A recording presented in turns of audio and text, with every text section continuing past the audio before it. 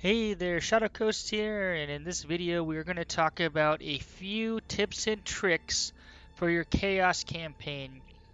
Now I've been playing a hard mode or hard Chaos campaign, and I'm actually fairly early in it.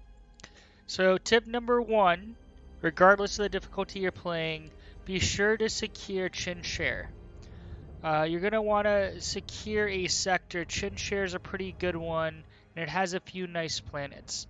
Tip number two, focus on upgrading ship cemeteries as soon as possible. These are your revenue generating planets. Now you can see on Reznor, I made the mistake of sacrificing it to the gift of Slanesh, and that just makes that takes that much longer for me to get the pop value to 3 and get the full 120 corruption, which is our income per turn.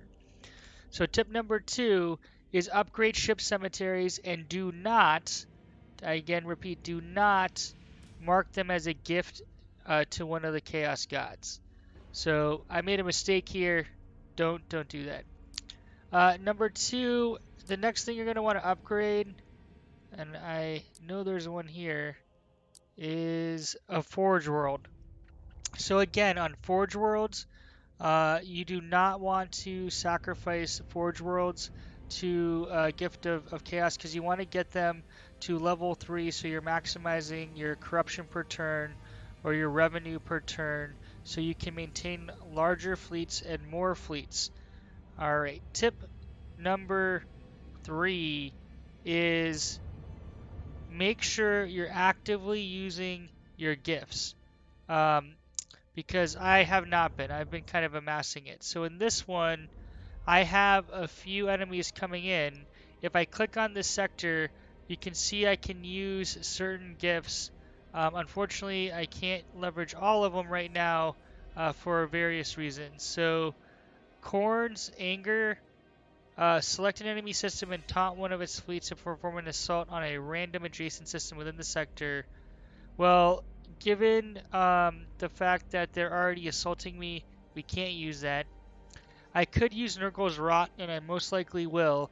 Every enemy ship in the system will suffer 20% hull and troop damage of their respective total values, and this is can be accumulated. So I could use this twice and reduce all of these ships, so when they attack me, they're weak. Slanesh's Lie, select an enemy system and demoralize a random enemy fleet. It moves towards an adjacent allied system within the sector. Now, the challenge here is we can't use this one because I have not unlocked this pathway yet. These guys are stuck there. There's nowhere for this guy to go. He doesn't have an adjacent friendly planet. So that one's disabled, but normally it would be enabled. And I don't know how to say this. Chinchin's shifting. We can create an invasion from a random faction to the system. So depending on your playstyle, you're going to want to prioritize one of these three things. I personally like Nurgle's Rot. You can see I over-indexed on Korn, and that's because I generated a lot of gifts to Korn in different fleet missions and secondary missions. But I'd prioritize Nurgle, but it's your playstyle. If you want to trigger invasion so they're duking it out, that works. If you want to kind of forcibly relocate them, you can. In this system, up here, I'm going to click on another orc planet. So here you can see all of them are available. So here, I can taunt one of these to perform an assault action. So if I click it, you see unfortunately it's a random location. It's now going to attack me at Thracian Primaris. So you want to be careful on that. Over here, if I click on Slanesh's Lies, so he's going to relocate over here. And then here we could do Nurgle's Rot. You can see here it applies to all fleets there. And then finally, if we click this one, we trigger an invasion. So make sure you're actively using your gifts of chaos and the various factions, and make sure you build towards whichever one of these you're going to utilize the most. Honestly, you might do it evenly because they're different ones are better for different situations. Me personally, I think I don't mind duking out battles, gaining experience. I'd rather use Nurgle's Rot, weaken the enemy, take them out easily, and then I can upgrade. So next tip, going down the line, For worlds that are not super critical, ensure that you are sacrificing them to the various gods for points. Right? Not all worlds will give the same number for each god. So on Tantris, make sure you're paying attention to this, because here, if I click Gift of Nurgle, I'll get 2, but if I click Glyph of Slanesh, I'll get 6. Now, this is a paradise world, and I'm gonna reload this, but do not do that for Paradise Worlds, because all of a sudden I just exponentially increase the time it's going to take me to be able to generate 100 corruption per turn. I only clicked that as an example to say, okay, if I wanted to generate 4 Gifts of Slanesh, just pay attention to that. Okay, a few more tips and tricks from my viewpoint. When it comes to ships, whatever your playstyle is, go with it. My personal playstyle, I like to be long range. I like to reveal the enemy through sensors or scouts, or sometimes I will send different fighter ships towards them to reveal them and shoot them from a distance. In my opinion, the best chaos ship is the Styx, right? You get a huge launch bay. Every single weapon is 1,800 units, which is the max, and then you can upgrade their range further. So here, when it comes to skills, if you are building a long range build like I do in my playstyle, you need to get Power of the Damned. This increases the range of macro weapons by 4,500 and lance turrets by 4,500. So because I have this upgrade, all these weapons are going to be 22,500 minimum, right? And then if you do locked on, I think you can get up to 2,700 distance. And because lance turrets don't deteriorate in damage, weapons accuracy is 100% at whatever range. The weapon reduces the target armor by 25%. If you are going for this and you're doing the long range piece, make sure that you have ships that have lance turrets, because if they don't, you can see here the range goes down. So even though you can fire the weapon further out from 22,500, nothing from missile turrets are going to hit. I personally think that the double barrel lance turrets are awesome. I am fine staying really far away and just pounding them over and over again with lance turrets to deal damage. The other second best ship in the fleet, I would argue, is the Despoiler. It's slower by 30, which is actually a really big deal. And then because it's so big, it has low maneuverability. So you can't do high energy turns. The reason I like the Despoiler is that you get a quad barrel super heavy lance turret plus the double barrel lance turret.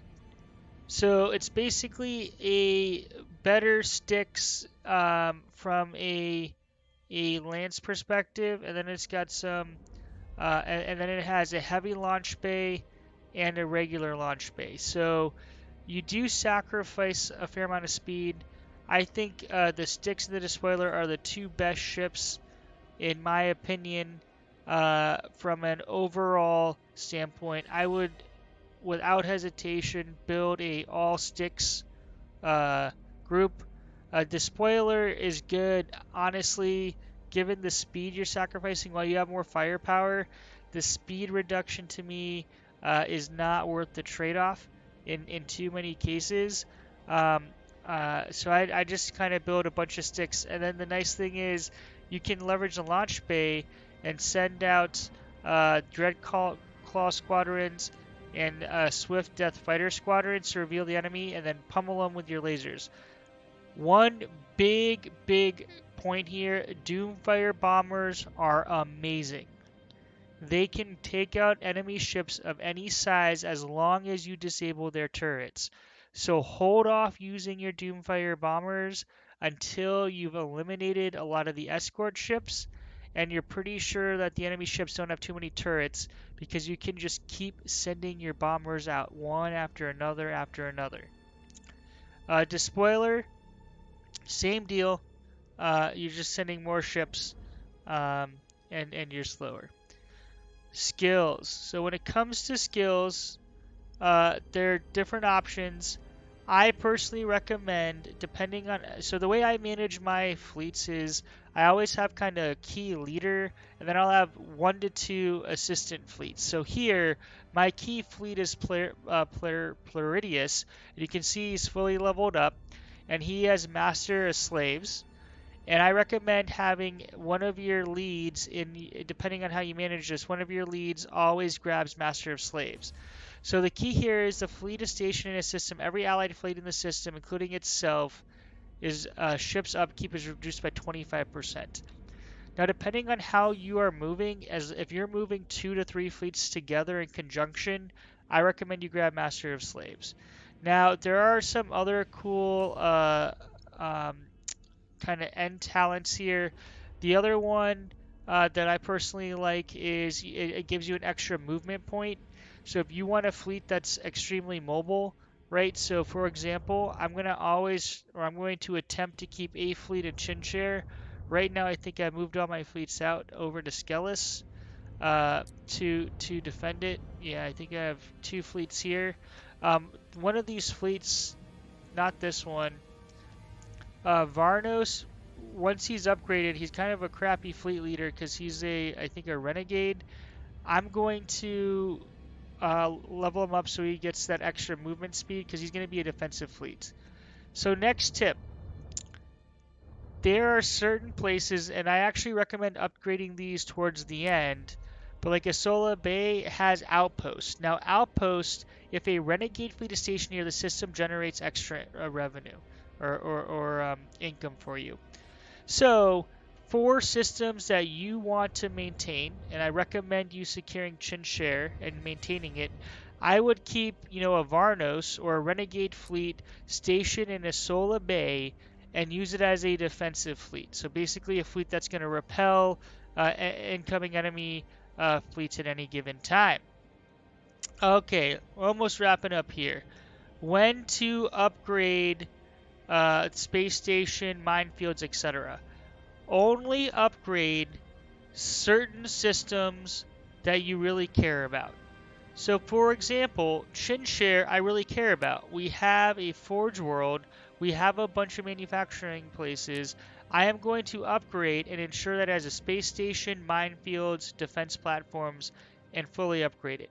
Right? The order pattern of planets I upgrade, I'm going to try to generate income first, especially in hard mode, because we want to be able to generate income to purchase more ships and maintain more fleets, which is super critical. Right? Reznor, this one's a little bit difficult. I'm probably going to upgrade both the defense platform as well as minefields to make it a little more defensible because I am going to get to 120 corruption per turn and I want to maintain that generation, right? Jubal, this world, it can only, it's an enslaved world, generate 20 corruption. I don't really care about Jubal. If I lose it, um, you know, multiple times, that's fine. And quite frankly, here provides 200 resources when the point of interest reaches evolution level 3. That isn't really worth it.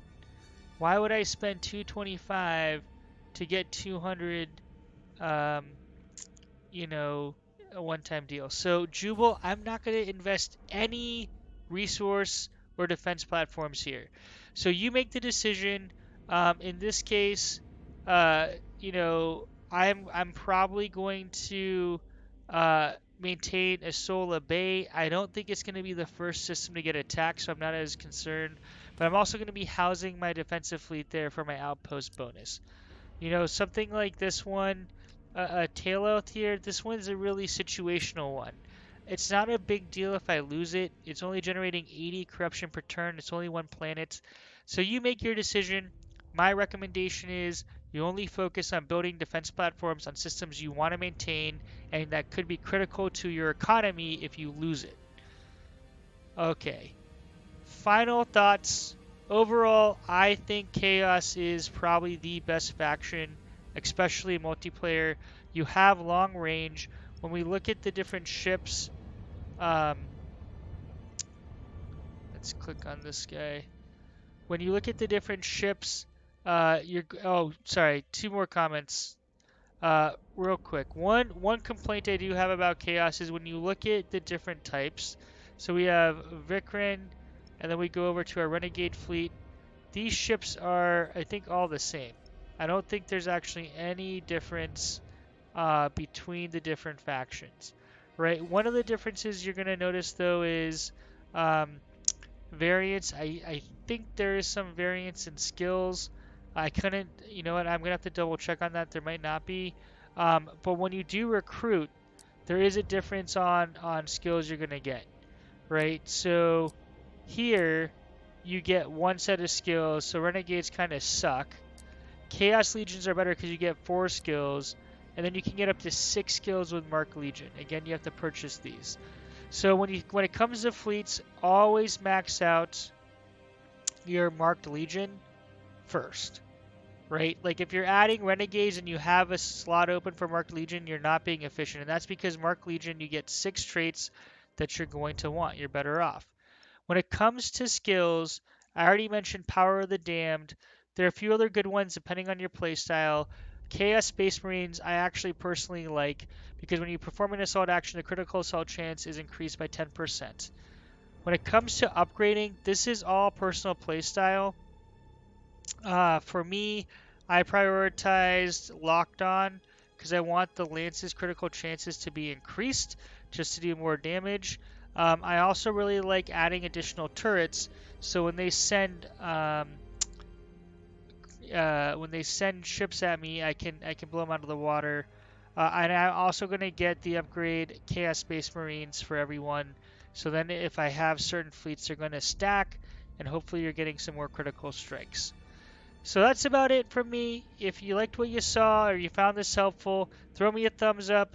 Always appreciate a subscribe. And please comment. What are things that I might have missed? What are things that I'm not doing or not thinking about? Love to learn from you and hope to catch you in the next episode. Shadow Coast out.